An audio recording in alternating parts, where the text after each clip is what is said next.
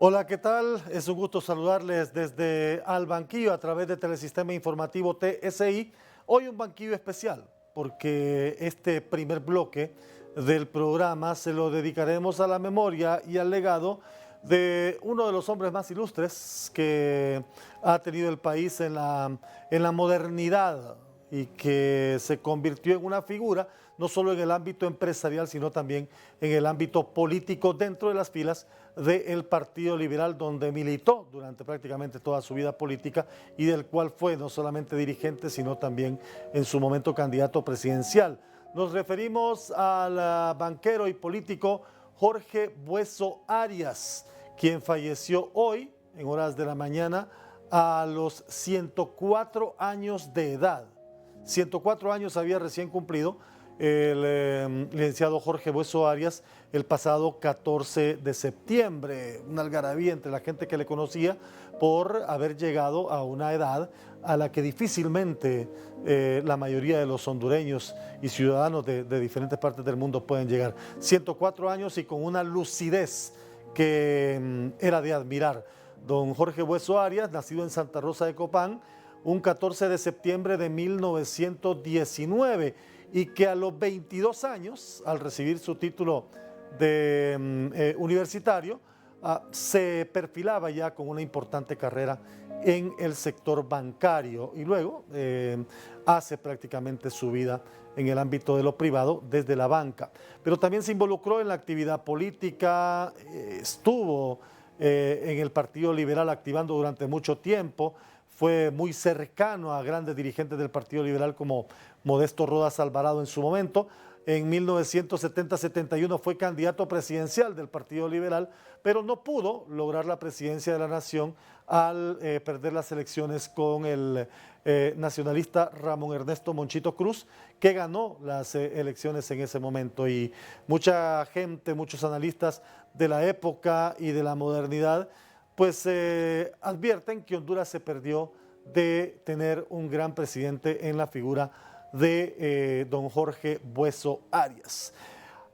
Muy dedicado también al apoyo de sectores microempresariales, agrícolas, de hecho, a través de su gestión financiera, ubicaba mucho aporte para el sector agrícola, particularmente en zonas rurales. Querido por muchos, llorado en Santa Rosa de Copán, mucha gente se ha solidarizado con la familia de don Jorge Bueso Arias y vamos a ver algunos de los mensajes que han circulado a través de redes sociales.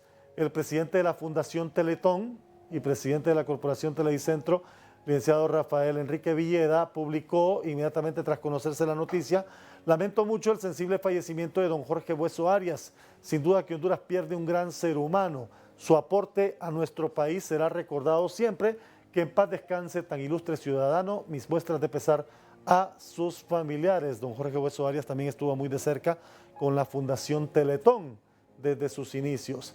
Hasta siempre, don Jorge Bueso Arias ha publicado la Cámara de Comercio e Industrias de Cortés, fundador del Banco de Occidente. Por su trayectoria empresarial y social, en octubre del 2006 fue galardonado por la Cámara de Comercio e Industrias de Cortés como ciudadano ejemplar y en el 2019 condecorado con el reconocimiento empresarial El Forjador, y se ubica la imagen de don Jorge Bueso Arias en este tuit que dice: la patria pesa menos, Honduras ha perdido a un gran forjador, don Jorge Bueso Arias, 14 de septiembre de 1919, 18 de septiembre 2023. Esto lo publica la Cámara de Comercio e Industrias de Cortés. El diputado Carlos Sumaña, desde el departamento de Cortés, también ha publicado en su cuenta de redes sociales cómo describir a una persona que fue un gran hondureño. El licenciado Jorge Bueso Arias ha fallecido. Preclaro en ideas, innovador financiero y político, Honduras se perdió un extraordinario presidente, colaborador en innumerables obras de caridad. Descansa en paz. Va nuestro más sentido pésame a su familia y Partido Liberal, dice el diputado del Partido Salvador de Honduras, Carlos Sumaña. El vicepresidente del Congreso Nacional, el doctor Hugo Noé Pino, también ha publicado una imagen de don Jorge Bueso Arias y en donde titula lo siguiente: enviamos nuestras condolencias a la familia del destacado banquero hondureño Jorge Bueso Arias, quien con su capacidad y honradez trazó un camino a seguir para muchas generaciones. En paz descanse, publica el doctor Hugo Noé Pino, vicepresidente del Congreso Nacional. También el ex candidato presidencial por el Partido Liberal, el abogado Mauricio Villeda Bermúdez, publica: descanse en paz don Jorge Bueso Arias, publicó el abogado Mauricio Villeda Bermúdez. Y el presidente de la Cámara de Comercio e Industrias de Cortés, don Eduardo Facusé, cita el tuit oficial de la Cámara de Comercio y rotula: la patria pesa menos, Honduras ha perdido a un gran forjador. Que en paz descanse don Jorge Bueso Arias. El licenciado Jorge Farage, uno de los prominentes empresarios de San Pedro Sula, también entregando un reconocimiento a don Jorge Bueso Arias, publica: hoy está de luto Honduras, que descanse en paz don Jorge Bueso Arias, nos deja un legado impresionante y un ejemplo para todos. Mi más sentido pésame para la familia Bueso. El dirigente del Consejo Central Ejecutivo del Partido Liberal también, José Luis Moncada: noticia muy triste, don Jorge Bueso Arias fue para mí un referente de ética, de moral, de humildad, un profesional como hay pocos. Hace 4 años me tocó organizar la celebración de sus 100 años. Lo hice con toda la pasión y cariño en Bancatlán. Dice: descanse en paz don Jorge Bueso Arias. Y por supuesto la familia de Banco de Occidente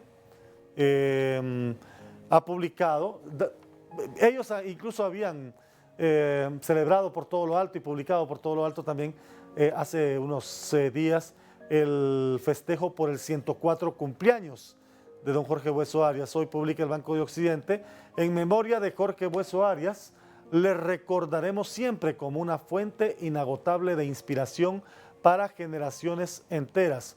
Hoy nos despedimos de él, pero su influencia perdurará en cada paso que demos hacia el futuro. Descanse en paz don Jorge Bueso Arias.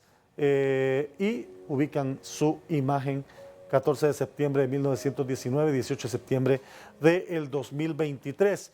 Don Jorge recibió su cumpleaños número 104, se encontraba ya un poco afectado de salud y en un centro asistencial recibió 104 años de vida. Ahí estuvo recibiendo los mensajes de la familia, de amigos que lo conocen y lo admiraban. Y bueno, hoy, 4 días después, se conoce esta lamentable noticia. Hace algunos meses, particularmente en ocasión de su cumpleaños número 102, brindó una entrevista para el programa La Tarde de HRN con Rosendo García, en donde recordó la creación del Banco de Occidente y también su objetivo de brindar estabilidad financiera a los agricultores del país. Y esta es una nota conmemorativa. Honduras pierde a uno de sus mejores hijos, Jorge Arturo Bueso Arias, destacado político, empresario y humanista. Nació el 14 de septiembre de 1919 en Santa Rosa de Copán. A sus 22 años recibió el título de licenciado en Administración de Negocios en la Universidad de Luisiana, en los Estados Unidos. Estudios que lo animaron a comenzar su carrera como banquero en el país a sus 24 años. El 1 de septiembre de 1951, junto a Manuel Bueso Pineda, con ahorros propios y de su familia, fundó Banco de Occidente en su natal Santa Rosa de Copán, con un capital inicial de 100.000 lempiras, para brindar servicios financieros a los productores de la región de Occidente. Ya con una carrera consolidada en la banca nacional, se casó con Juanita Bonilla, hija del exmandatario Policarpo Bonilla. En 1970 se lanzó como candidato a la presidencia de Honduras por el Partido Liberal, enfrentándose al político Modesto Rodás Alvarado. Lamentablemente, no pudo consagrarse como presidente. Él fue un claro ejemplo de honradez, dedicación, fortaleza, trabajo, solidaridad y perseverancia en cada uno de los proyectos que dispuso en su vida. Este hijo noble de Honduras creó una visión y una misión de servicio hacia todos sus clientes. quienes confiaron en su banco para sus ahorros, asesorías y préstamos. Su labor no solamente se centró en la banca, su visión altruista lo llevó a ser miembro fundador de Teletón, institución en la que creyó desde siempre y apoyó con su don de gente y servicio. En su cumpleaños número 102 brindó una entrevista para el programa La Tarde con el periodista Rosendo García, donde recordó la creación del Banco de Occidente y su objetivo de brindar una estabilidad financiera a los agricultores del país. Frase que don Jorge Bueso Arias hizo una realidad para miles de hondureños. Es por eso que hoy Honduras recuerda su gran legado y lamenta la pérdida de un gran hombre que contribuyó al crecimiento social, económico y altruista del país.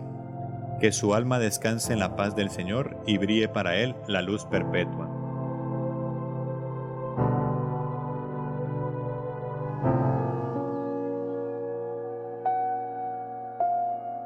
Estamos de regreso al banquillo a través de Telesistema Informativo TSI y como les había anunciado en el bloque anterior, me acompaña hoy para hablar sobre un tema que es trascendental, que es un tema de país y que es un tema que desde la perspectiva del derecho humano necesitamos atender y entender. La abogada Sally Valladares, investigadora independiente y especialista en temas de migración irregular, desplazamientos forzados. Y vamos a hablar sobre esta dinámica. Así que, abogada, gracias por acompañarnos hoy. Muchas gracias por la invitación. ¿Cuántos años ya trabajando en el tema? Ya son 28 años trabajando en temas de migración y derechos humanos. Inició como abogada de casos, ¿verdad? Empecé como una persona que estaba haciendo su práctica en la carrera de Relaciones Internacionales. Esa fue mi primera formación académica y mi primera experiencia fue precisamente viendo la situación de las personas que se estaban movilizando por diferentes motivos. Todavía teníamos reciente lo que habían sido las últimas repatriaciones de refugiados en Centroamérica y bueno, fue esta dinámica también de ver de vivir esa evolución de lo que ha sido la migración en nuestro país y en estos últimos 2 años también lo que ha sido el crecimiento de la migración de personas extranjeras por nuestro territorio. Y vamos a hablar en ambas vías, porque nosotros estamos viviendo las dos partes de la problemática. Somos expulsores, así es, porque no los exportamos, los expulsamos, pero también somos receptores. Y le comentaba que como parte de la experiencia que hemos estado teniendo apoyando a la ACNUR en el tema de cobertura, de temas sobre migración irregular y desplazamientos forzados, con enfoque en derechos humanos, hemos visto situaciones bastante complejas y en la mayoría de los casos, lo que ya sabíamos, que es la violencia, que es la pobreza, que es la inseguridad, la que motiva y la que obliga a esta gente a salir de sus países. Sí, yo creo que hay como un contraste con relación sobre todo a lo que ha sido la relación a situaciones de la evolución de la violencia en nuestro país. Lamentablemente estamos normalizando en muchos aspectos la violencia, el hecho que siempre se asocie, ¿no? Que haya algún tipo de actividad criminal, una muerte y que eso se considere como algo normal en nuestro país, pues es algo que debe de elevar mucho las alertas porque lamentablemente vivimos en un entorno donde constantemente pues estamos siendo amenazados. Yo creo que el parámetro que evidencia, ¿no? A qué punto hemos llegado, sobre todo de amenazas que pueden llegar a generar que las personas salgan del país, es el hecho de estar en estas primeras 10 nacionalidades que más generan migración asociada a persecución, ¿no? En el mundo, Honduras es de las nacionalidades, los hondureños tenemos las nacionalidades dentro de las 10 nacionalidades que más solicitan asilo en el mundo y esto pues nos debe de llamar la atención sobre todo también porque tenemos latente el fenómeno de desplazamiento forzado, donde 5% de la población ya ha vivido desplazamiento forzado, principalmente asociado a la violencia y lamentablemente pues las cifras van en aumento y estamos en estos primeros lugares, tanto en Estados Unidos, en México y en otros países. De hecho, recientemente vimos cómo Gran Bretaña tomó decisiones alrededor del ingreso, de solicitar visa ahora para los hondureños, precisamente porque se reportó un incremento importante de solicitudes de asilo. Por lo tanto, significa que de la manera como nosotros analizábamos el fenómeno de la migración, donde el punto de referencia era las personas que estaban retornando al país, estamos viendo que hay otros aspectos también que hay que tomar en consideración, sobre todo cuando vemos un contraste entre las causas que las personas mencionan al momento de que son retornados al país, donde la violencia no aparece tan visible como una causa de migración, pero que sí es evidente en el caso de ser estas nacionalidades que más solicitan asilo en México, en Estados Unidos, y por lo tanto significa que podríamos estar frente a un fenómeno donde muchas personas que retornan no quieren visibilizar la violencia porque están regresando a un contexto de violencia. Y también pues hay otro tema que no debemos dejar de lado, y es el hecho de la falta de confianza que hay en las instituciones del Estado. Es decir, cada vez más vemos también la desesperanza como un motivo de migración. Eso ya sí fue evidenciado. De hecho, cuando a partir de lo que fueron las caravanas de migrantes, mirábamos una gran cantidad de personas que ya mencionaban el evento de migrar como un evento permanente y no como anteriormente se consideraba que el hondureño migraba con la intención de regresar, ver la migración como un evento temporal. Que era una migración económica más que todo, ¿no? La gente iba a buscar trabajar y hacer algo de dinero. Y eso también nos hace ver la multicausalidad que hay en todo, ¿no? En un solo caso usted puede ver situaciones económicas, situaciones de violencia, pobreza, desigualdad. Hay tantas circunstancias que el análisis al final se vuelve muy complejo. Y fíjense que es una problemática que no parece tener fin, más bien al contrario, se agudiza.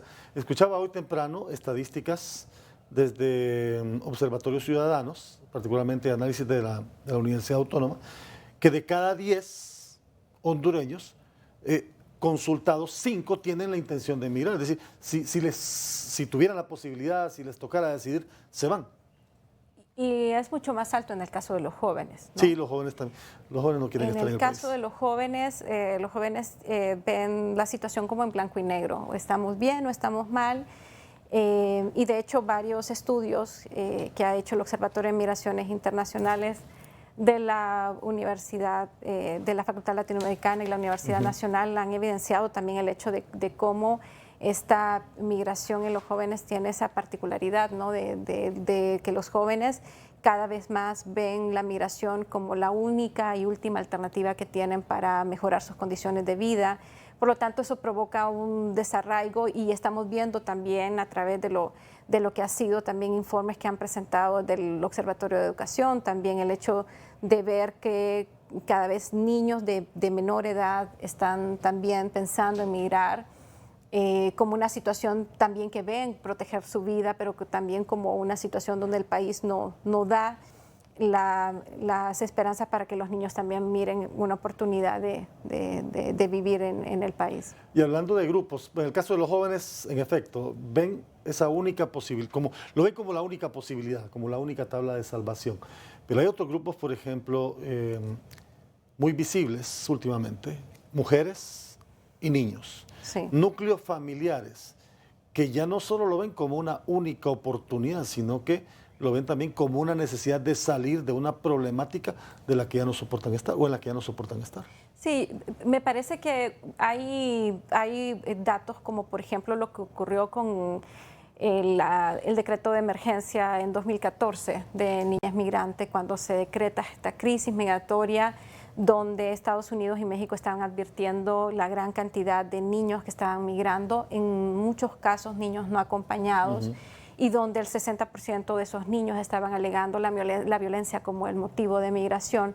Pero por otra parte también el hecho que de los datos que tuvimos en aquel momento 2014, en términos de migración de niños, pues ha superado, ¿no? Los años posteriores superaron el dato que teníamos, que en aquel momento eran alrededor de 6.000 niños, que cerró creo que el año como 8.000 niños más o menos, y terminamos ya con cifras de 12.000, 14.000 niños al año que estaban en los años posteriores, 2019 sobre todo, que fue uno de los años que más migración de retorno tuvimos en términos de poder identificar, ¿no?, la dimensión, aunque también hay que entender que muchas de estas personas salen de forma irregular, en su mayoría salen de forma indocumentada, y por lo tanto, pues más allá, reitero, de la lectura que hacemos del número de personas que están siendo retornadas, creo que en el caso de México, en el caso de Estados Unidos, ver la cantidad de personas detenidas, ver que en México, por ejemplo, hemos tenido años donde la mayor cantidad de niños que han sido detenidos en una frontera son niños hondureños,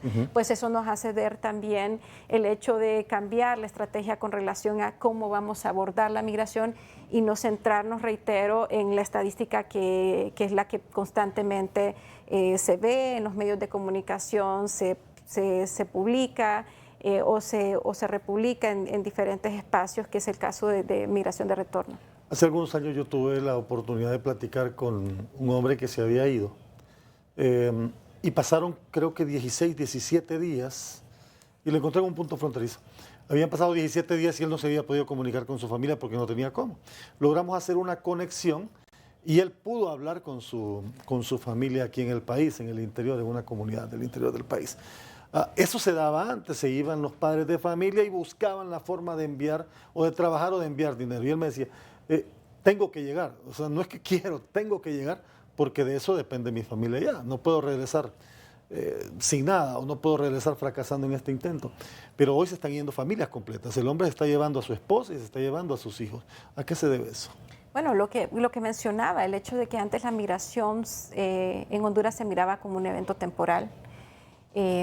Las personas todavía tenían la esperanza que en algún momento la situación del país iba a cambiar, y ahora el hecho de que veamos este fenómeno de familias completas migrando, vemos realmente que eso que se refleja en el dato duro, en las estadísticas, cada vez nos indica que las personas no tienen esperanza. Pero implica y por lo mayor tanto, riesgo el proceso. Claro, pero entonces desde el hecho que se va toda la familia, significa que persiste el hecho de que la separación no es algo en muchos casos negociable para muchos, y me parece también que se vuelve un poco irónico a veces cuando se castiga a una madre porque ha decidido llevar a su hijo en la ruta migratoria, porque pues es básicamente no abandonar su familia. Cuando se le ¿no? señala, dice usted. Cuando se le señala o cuando en algún momento se llama la atención o se hacen llamados de atención, constantemente en el caso de testimonios de mujeres, de que hay una doble vulnerabilidad, no en el caso de las mujeres, son mujeres, el hecho de ser mujeres, el caso de ser migrantes, el caso de ser madres. En ese punto, cuando llegan a un momento que son detenidas y entonces inmediatamente se les llama irresponsables por tomar la ruta migratoria, me parece que es realmente inhumano en algún momento. No todos tenemos los mismos contextos. No considerar el hecho de que a qué punto de desesperación llegaron estas madres, en no dejar a sus hijos y atreverse a llevórselos, con todos los riesgos que eso supone. Claro está que siempre los mensajes van dirigidos a que las personas no tomen la ruta migratoria, pero es muy difícil a las personas decirles que no se vayan. Uno no conoce los contextos. Si las condiciones del país tampoco, las personas miran que las cosas han cambiado, ¿no? Entonces, creo que también hasta los mensajes que se difunden, hay que insistir que en la búsqueda de soluciones en el país. Pero hay que también ir avanzando hacia la generación de políticas, que ha habido esa ausencia de política pública en ese sentido. Y de eso vamos a hablar en el siguiente bloque. Estamos dialogando con la abogada Sally Valladares sobre la migración irregular, los desplazamientos, los desafíos y las respuestas que debemos de brindarle como sociedad, pero también como estados. Volvemos aquí en Al Banquillo. De regreso al Banquillo, dialogando sobre la migración irregular, la situación de ciudadanos de diferentes nacionalidades, entre ellos nuestros hondureños, que se ven obligados a abandonar los países en busca de mejores oportunidades o en busca también de huir de una situación que en algún momento se vuelve insoportable. Me acompaña la abogada Sally Valladares y decíamos en el bloque anterior, es bien difícil decirle a alguien no se vaya, porque es decir, es muy fácil decirle no se vaya, quédese aquí puede tener oportunidad, porque son realidades distintas, ¿verdad? La realidad de alguien que tal vez no ve la necesidad de salir, a alguien que dice, pues ni modo, esta es la única opción que tengo, no puedo dejar a mis hijos tampoco tirados acá. Y si vamos a llegar, llegamos todos. Si nos quedamos en el camino, nos quedamos todos. Así tan cruda parece ser esa realidad. Y yo creo que aquí implica también una responsabilidad enorme y es multifactorial, multidimensional, porque tienen que tomar medidas los países de origen, tienen que adoptar medidas los países de tránsito y los países de destino. Pero debe ser acuerdos integrales, medidas integrales, no decir voy a cerrar la frontera y punto, pues, porque agudizo la problemática. Sí, yo creo que en la posición en la que Honduras se encuentra en este momento, sobre todo en el caso de haber experimentado desde el año pasado este crecimiento exponencial en el número de personas que transitan por el territorio y que ha habido también una evolución en este año con esa migración, porque también estamos viendo que las personas ya no solamente están cruzando el territorio, sino que también hay personas que están decidiendo el establecerse por uno u otro motivo, y esa migración ya es una migración estacionaria que deviene entonces otro tipo de acciones. Honduras está en un punto bastante complicado en términos de que Honduras no puede frenar la migración que viene de los diferentes países. Hay alrededor de 110 nacionalidades en el mundo que son personas que están huyendo de sus países, y eso significa también que la crisis migratoria es una crisis mundial. Y en ese sentido, el poder aprovechar estos espacios de diálogo, como es el caso del Sistema de Integración Centroamericana, la Conferencia Regional de Migraciones, pues Honduras tiene que tener un papel relevante en términos de que Honduras, abiertamente hasta ahora, Honduras no ha cerrado sus fronteras, ha brindado alternativas para que las personas puedan cruzar por el territorio. Sin embargo, en la medida que los países del sur y en el caso de los países como Guatemala, como México, vayan cerrando sus fronteras, significa que Honduras va a quedar con esta gran cantidad de personas, y por lo tanto pues todas estas personas necesitan una respuesta porque su gran mayoría pues obviamente no se quieren quedar en el territorio hondureño. Entonces eso significa regresar a todos estos pactos, a estos acuerdos que hace muchos años los estados han venido tomando con relación a generar una gestión de la migración de una forma integral, pero también donde hay una corresponsabilidad de los estados. O sea, la responsabilidad compartida es algo que debe implicar el diálogo abierto y permanente de todos los estados sobre todo lo que está pasando alrededor de la migración, porque al final son las personas las que están varadas en las fronteras, son las personas las que están en una condición de vulnerabilidad, expuestas a redes de tráfico, a redes de trata y a muchas situaciones, no a la misma violencia que viven nuestros países, y por lo tanto pues eso significa que las medidas, las decisiones que se deban de ir tomando tienen que ser basadas en ese diálogo que tiene que generar algunas luces para qué es lo que se va a hacer al interior del país, pero también el interior, la generación de política es algo que se tiene que insistir. ¿Cómo lo está tratando el país? ¿Cómo evalúa usted que Honduras está tratando ese movimiento de tránsito? Honduras lo recibe, les da un permiso de 5 días para que puedan estar en el país y moverse hacia el siguiente punto fronterizo.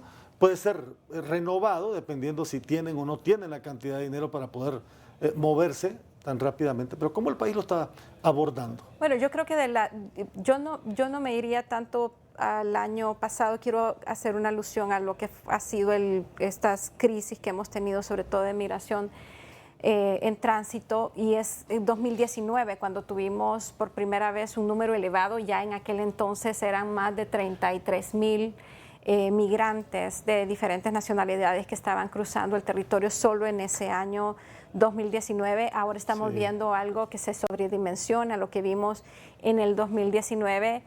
pero algo que coincide entre lo que pasó en aquellos años, 2019, 2020, en lo que siguieron los años, es que lamentablemente las decisiones que se han venido tomando han obedecido a una coyuntura más que a una generación. O sea, es decir, Honduras no tiene una política migratoria y hace muchos años que no tiene una política migratoria. Honduras se enfrenta también a una atomización de lo que es la manera como los mandatos en las diferentes instituciones del Estado trabajan el tema de migración.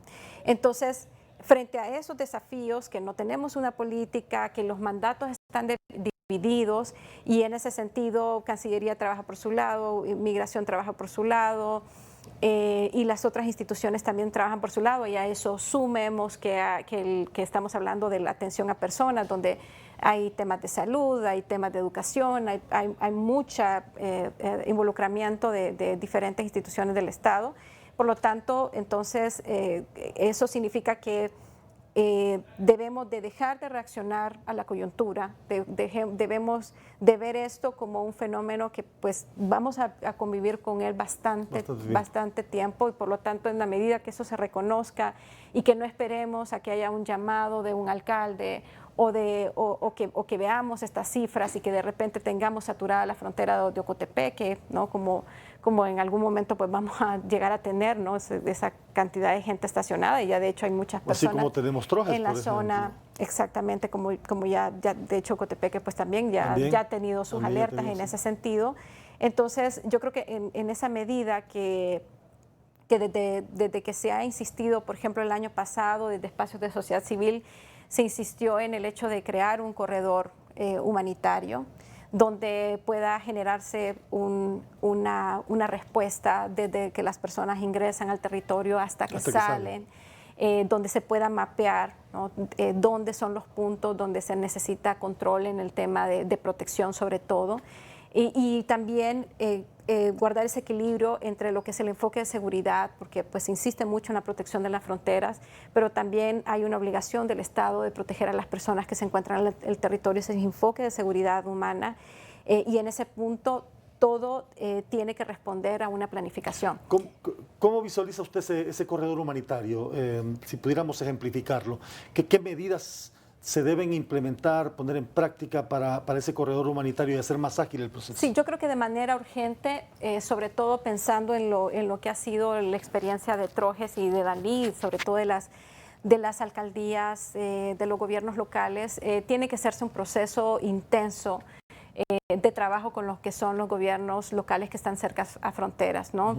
Tiene que haber un proceso de formación, tiene que haber, y cualquiera diría, bueno, pero no hay tiempo para eso. Es que el problema es que si las personas no son conscientes de lo que está pasando con todas estas personas que están cruzando las fronteras, en esa medida, si no se ve, por ejemplo, el hecho de personas que vienen que tienen diferentes culturas, que hay enfoques diferenciados que hay que tener en estos casos, entonces en esa medida pues tampoco las respuestas van a ser las adecuadas, pero también más allá de eso también es crear un plan en donde se puede interconectar toda esa ruta, todo ese corredor, donde se puedan mapear las instituciones que tendrían el mandato.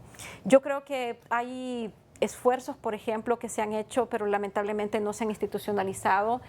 Hay protocolos, por ejemplo, el caso del protocolo de niñez migrante, que es un protocolo que ha sido algo que se impulsó desde el año 2019 y que pues hay una propuesta de incluso cómo poder atender situaciones de emergencia, porque muchas de las discusiones se dieron en plena pandemia, también se dieron en el caso de haber hecho esa discusión de ese protocolo en el caso de la caravana migrante. Creo que ahí hay bastantes puntos que lo que falta es hacer esa conexión, y por otra parte también el hecho de que se acelere este proceso de la aprobación de la política migratoria, ¿no? Sabemos que es una propuesta que se ha venido trabajando hace varios años, que en este gobierno pues también se pretendía que en este año saliera, y yo creo que eso no hay que atrasarlo más, ¿no? Y por otra parte pues también el hecho de generar una estrategia de intervención que sea mucho más, digamos, pensada, más allá, como les digo, de la reacción a la emergencia, a la coyuntura, mucha más pensada y que pueda generarse coordinaciones que sean efectivas tanto con organizaciones de sociedad civil, con los organismos de cooperación, que pareciera que esas cosas, cuando vemos estas mesas de trabajo que se hacen, parecieran que son obvias que van a ocurrir, pero Al final no. cualquiera diría, bueno, pero es que lo que está pasando en la zona de Oriente no es algo que es de este año. La emergencia en Danlí se decretó el año pasado. Sí, la y ya emergencia también había pasado Choluteca, entonces la gente lo empezó a ver como normal, Sí, como sí. normalizar Entonces, esta situación. ¿qué significa eso? Que hay que apostarle a política, ¿no? Y lo otro también es interconectar todas estas instituciones que tienen mandatos relacionados al tema migratorio para que no puedan trabajar, no trabajen de forma atomizada, porque pues la historia nos ha dicho que eso es lo que ha venido pasando también, ¿verdad? Hay iniciativas que se presentan de uno y otro, pero primero son iniciativas coyunturales y segundo no obedecen a una planificación, no hay una política. Entonces, el tema de política pública es urgente, el hecho de buscar esos mecanismos para que también haya mayor involucramiento, haya mayor apropiación de gobiernos locales, y yo creo que también hay algo que advertir por la experiencia que nosotros como hondureños vivimos en México y en Estados Unidos, y es el hecho de que los hondureños experimentamos en la primera caravana que se dio en octubre del 2018. La primera caravana fue una solidaridad espontánea de las poblaciones en Guatemala, en México, ¿no? Había mucha solidaridad, pero de repente lo que ocurrió en el parque en Danlí, lo mismo ocurrió también en varios lugares en México, cuando las personas empezaron a rechazar a las personas migrantes, ¿no? Cuando la población empezó a exigir a las autoridades que esas personas se movieran. Entonces también de forma preventiva, pero también de manera responsable, sabiendo esas experiencias cuando están estos grandes flujos de personas, pues también es trabajar con las poblaciones, y en ese sentido, reitero, la planificación es algo fundamental, y dejar de lado ya las reacciones a la coyuntura. Voy a ir a la pausa, regresamos en breve dialogando con la abogada Sally Valladares, la migración irregular, los desplazamientos forzados y por supuesto desafíos y respuestas. Ya de regreso en Al Banquillo, seguimos dialogando con la abogada Sally Valladares, investigadora independiente, especialista en el tema de migración. Vamos a poner algunos puntos sobre la mesa que son importantes en este proceso. Número uno, ¿cómo encontramos esa articulación entre países? Porque creo que no solo Honduras, Guatemala, México dependen mucho de lo que diga Estados Unidos también en el tema. Porque al final es allá, a la zona fronteriza, donde todo este flujo va a ir a estacionarse, esperando la respuesta de si van a poder entrar, si les van a poder dar un asilo. Y creo que dependen mucho estos países de las determinaciones que Estados Unidos adopte también. Sí, que creo que lo importante es que existen espacios subregionales, como el mismo sistema de integración centroamericana, donde desde los países, sobre todo los países del norte de Centroamérica, puede haber una propuesta, ¿no? Generalmente las propuestas vienen desde afuera, ¿no? Sí. Pensemos en el plan de Alianza para la Prosperidad, después está otra propuesta que se generó con el gobierno de Biden, que básicamente era como una continuación, ¿no?, de la línea de lo que había sido el gobierno de Obama en términos de la búsqueda de temas como el tema de prevención de violencia, lucha contra la corrupción, impunidad, que pues también son elementos que se aunaron, ¿no?, a lo que teníamos, a la propuesta inicial que había sido el plan de la Alianza para la Prosperidad, y en ese sentido falta mucho también el hecho de generar una propuesta desde la región sobre medidas, ¿no?, de cómo hacer esta gestión de la migración. Y en ese punto, pues yo creo que ese diálogo se tiene que fortalecer. Reitero, hay espacios donde eso es posible, pero también los países tomando nuevamente esto que ha apuntado sobre Honduras, al ser un país que abiertamente ha mencionado, no vamos a cerrar las fronteras en ese sentido, como lo hemos visto en el caso de Guatemala o lo hemos visto en el caso de otros países.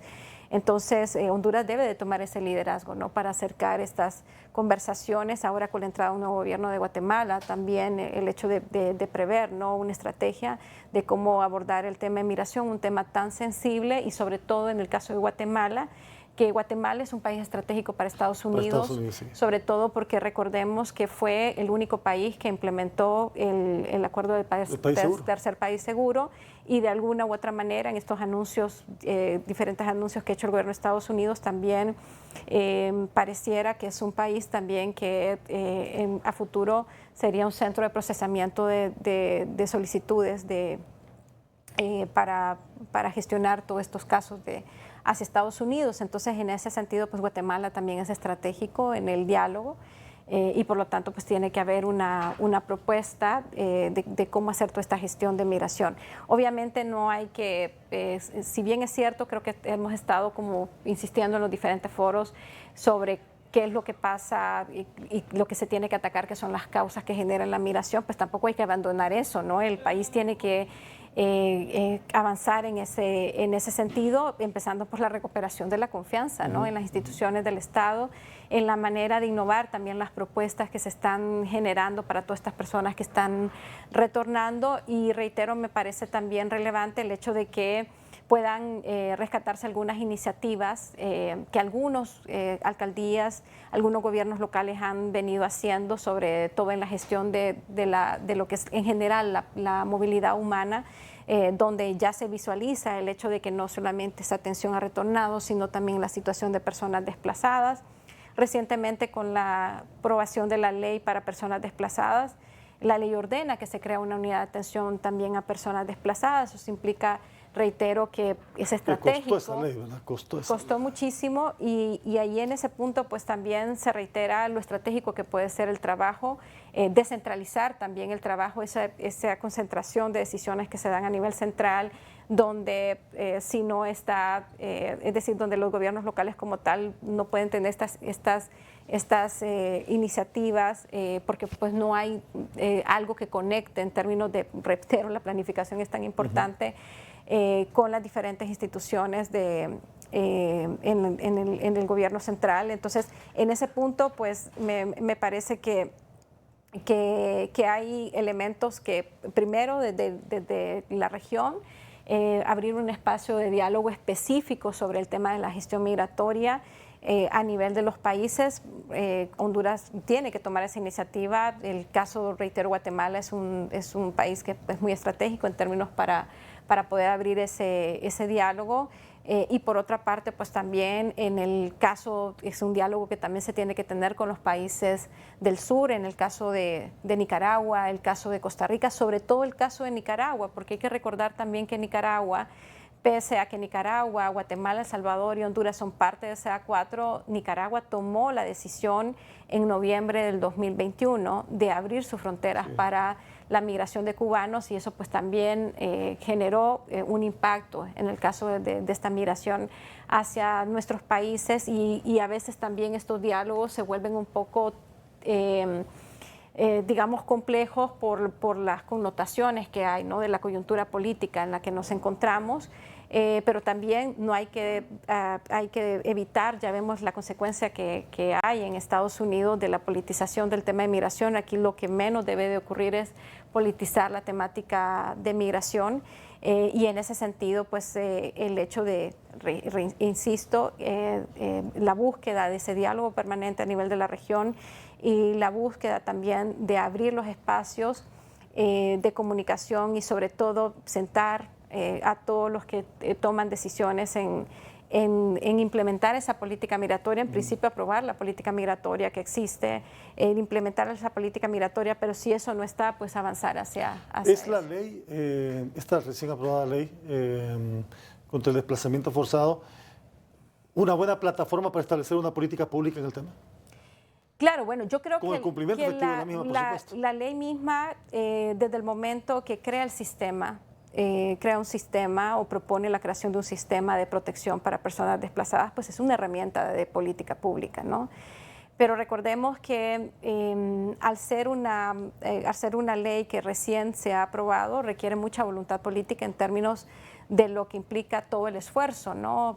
Hay una preocupación, por ejemplo, que en el presupuesto que está establecido en la ley se indica que son 150 millones de lempiras que deben de ser destinados, el 80% en lo que es la atención de personas desplazadas, pero habrá que ver cuál será la estrategia, por ejemplo, de la Secretaría de Derechos Humanos, que es la que tiene el mandato, ¿no?, para la implementación de la ley, dado que recientemente que vimos publicada la propuesta de presupuesto, la Secretaría presentó un presupuesto de 189 millones, supuestamente 150 deberían de ser para la atención a población desplazada. Sabemos que obviamente eso no va a ser así, No va a ser posible. y por lo tanto significa que pues tendríamos que conocer cuál va a ser la estrategia en términos de cumplir con todo esto que la ley ordena, la creación de la institucionalidad también que la ley ordena, y el fortalecimiento también de la institucionalidad que la ley ordena, y el hecho que también no solamente la Secretaría de Derechos Humanos es la institución involucrada, sino que hay otras instituciones del Estado que también están involucrados en la respuesta. ¿Cómo ve la determinación, o por lo menos el anuncio, de naciones como Panamá, que amenaza con cerrar frontera? ¿Se imagina usted ese grupo de gente estacionado ahí, los que vienen por el Darién, por ejemplo, en toda esa selva, que es altamente peligrosa? ¿Cerrar fronteras agudiza la problemática? Claro que agudiza la problemática porque, en principio, sobre todo las zonas donde están saturadas de esta gran cantidad de personas, pues obviamente van a requerir muchísimo recursos para poder sostener indefinidamente. Ese es el tema, ¿no? Veamos, por ejemplo, lo que ha sido la bomba de tiempo en la que se ha convertido la frontera sur de Estados Unidos, donde hay una gran cantidad de gente. Todavía estamos hablando 90,000, 100,000 personas que todavía no han podido cruzar la frontera. Y esto implica que qué va a pasar con estas personas, ¿no?